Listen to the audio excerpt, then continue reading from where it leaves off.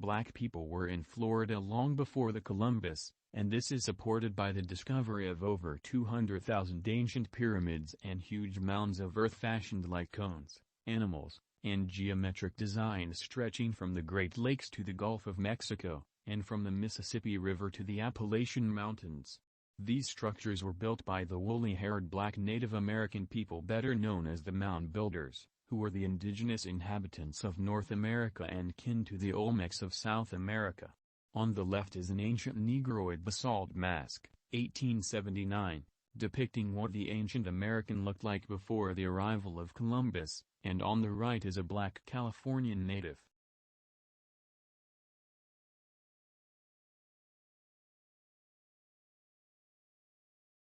Columbus was therefore not technically incorrect when he called these people Indians, because the word India comes from Indi, which means black, as in India ink, Hindu and indigo, the darkest color in the color spectrum. Here is a black Californian native holding a bow and arrow, left during the period when California was ruled by a black Amazon queen. On the right is a black Cherokee.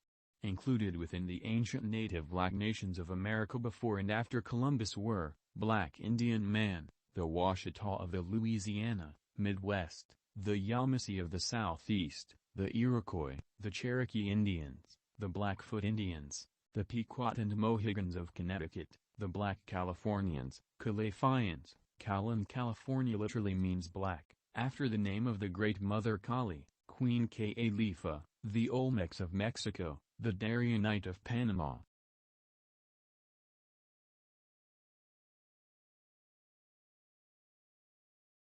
The Spanish, who in the early part of that century controlled Florida, gave land to a group of Creek Indians with the intention of creating a buffer zone between themselves and the English settlers who were located in Georgia and the Carolinas. The Creeks were joined by other tribes over a period of time such as the Miccosukes and the Apalachicolas. On the left is Miccosukee Indian Dr. Tiger, his location is Florida.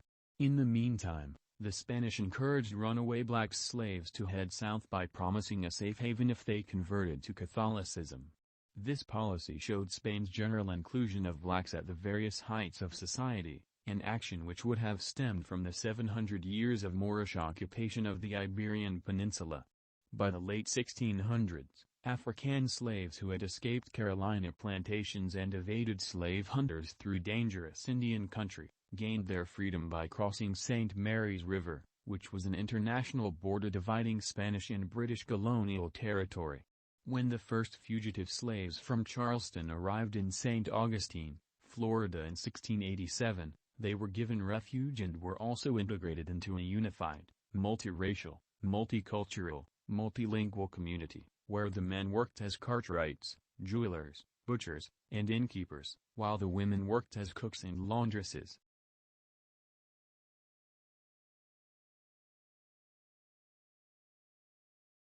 Others became farmers, ranchers, cowboys, interpreters, hunters, small business owners, traders and warriors.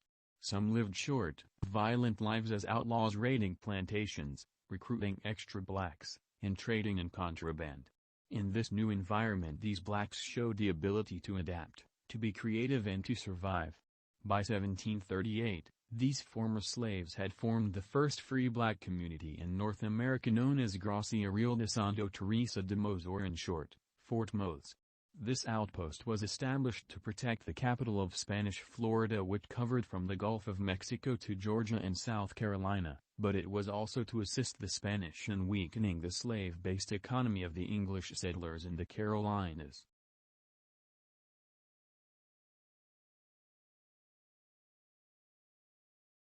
The five so-called civilized tribes of the Southwest were the Cherokee, Chickasaw, Choctaw, Creek, and the Seminoles, who were considered the least civilized of the five tribes because they did not harbor much prejudice against the blacks. However, the U.S. Army kept harassing the Seminoles since they were the only tribe who was opposed to slavery, because they were aware that the blacks who were being sold into slavery were a part of them, their distant cousins and relatives.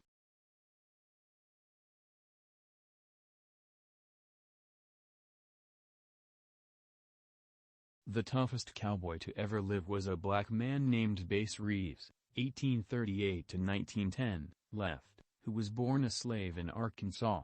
He made friends with the Seminole and Creek Indians, learning to speak their language, and was also able to communicate very well in the languages of the other 5 civilized tribes. He took the time to familiarize himself with the tribes and their customs while sharpening his skills as an ambidextrous marksman, with the ability to fire a very accurate shot with his rifle or pistol using either hand. Bass Reeves' greatest strength was his expertise with firearms, as he was renowned for his ability to draw his guns at lightning-fast speeds. He carried 2 big .45 caliber 6-shooters with the handles facing forward, because he believed it was the fastest way to grip his guns. Numerous outlaws tried to outdraw him, but 14 died in their vain attempts. Standing at a towering 6 feet 2 inches, Bass Reeves was said to be blessed with supernatural strength. He rode a big white horse, wore a black hat, and handed out silver dollars as his calling card. Bass Reeves was known as the greatest lawman of the Wild West, working mainly in the Arkansas and Oklahoma areas. With the help of his Native American assistant, Reeves was able to track down and apprehend a total of 3,000 criminals during his long career, killing 14 outlaws in self-defense. He achieved this through his skills and also because he feared no one. At times Reeves would use some sort of disguise as a means of getting close to the criminals before capturing them. Bass Reeves therefore acquired the reputation as one of the most successful lawmen in the Indian Territory. His record of 3,000 arrests.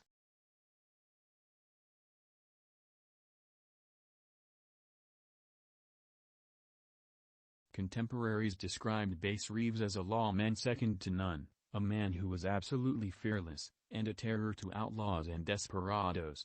He was said to be the most feared U.S. Marshal that was ever heard of in that country, and his nickname was the Invincible Marshal, the undisputed king of narrow escapes.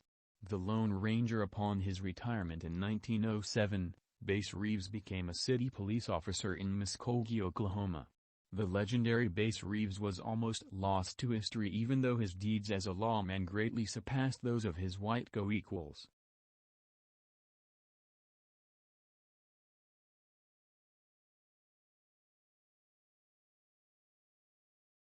It is believed that Hollywood may have based the iconic character the Lone Ranger, right, on Bass Reeves' legendary accomplishments, although he would have lived a far more dangerous and interesting life than what was gathered from the legends. His character however was played by a white actor, Clayton Moore, which further supported the whitewashed depiction of the American West as another display of established racism at work in Hollywood movies and beyond.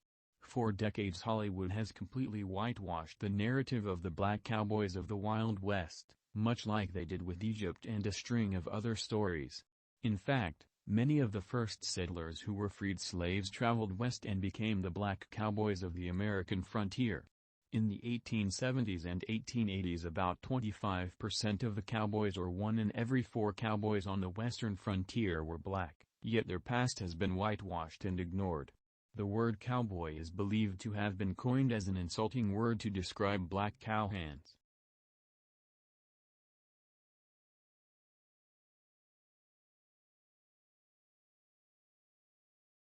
The blacks who lived among the Seminoles adopted the Indian way of living and dressing, and having mastered many language skills, spoke Creole, English, Spanish, and Indian, Muskogean, dialects. They also understood the ways of the white man since they lived on plantations, and this combination of skills made them invaluable to the Seminoles as interpreters, mediators and advisors. Their quest involved contact with settlers, traders, other Native Americans, government officials, the Spanish, British and American soldiers. Today their descendants can celebrate the persistence and perseverance of their ancestors who had suffered and survived deprivation, exploitation and destitution. In due course the blacks and Seminoles had established such strong communal ties that they merged forces and fought side by side to defend their land and freedom against their American adversaries who wanted to occupy Florida and prevent its use as a haven for runaway slaves. In contrast to the Anglo-American society, neither the black Seminoles nor the Native American Indians aspired to subdue nature but to exist as part of the natural world. However, The U.S. government seemed determined to systematically eliminate the Native Americans and manipulate the descendants of the black slaves, an imperialistic attitude which sanctioned the policies of the U.S. government to treat groups of people with less respect than they treated their own cattle. General Andrew Jackson had arranged to eliminate the Seminole tribe, so he grouped the Creek tribes with U.S. soldiers to eradicate the Seminole resistance, initiating a war that lasted for decades stretching throughout Florida. The army was faced with great opposition with the resistance of the Seminole who were guided by Chief Osceola. The First Seminole War, 1817–1818, was started by the invasion of eastern Florida by U.S. Army forces under the command of General Andrew Jackson, who destroyed black and Indian towns, burnt Spanish forts, and routed the British. Finally Jackson captured Pensacola, and the Spanish ceded Florida to the United States in 1821. The black Seminoles remained in Texas and moved to Oklahoma, Idaho, and mixed in with the Blackfeet, Comanche, Kiowa, Apache, Mandan, Omaha, Osage, Pawnee, Arikara, and the Wichita, their closest relatives.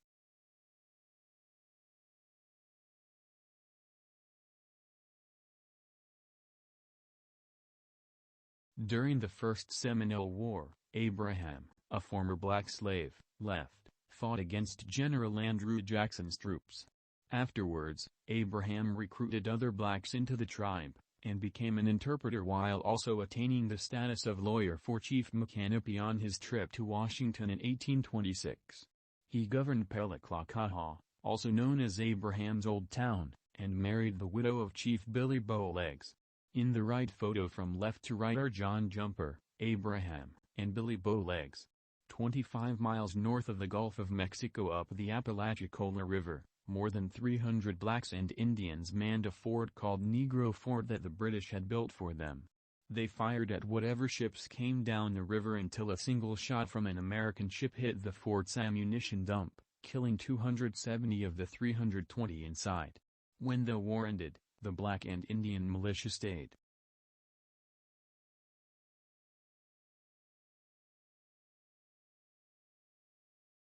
Around 1823 some Seminole Indian leaders were pressured into moving to a reservation site in Florida and to return any runaway slaves that did not belong to them.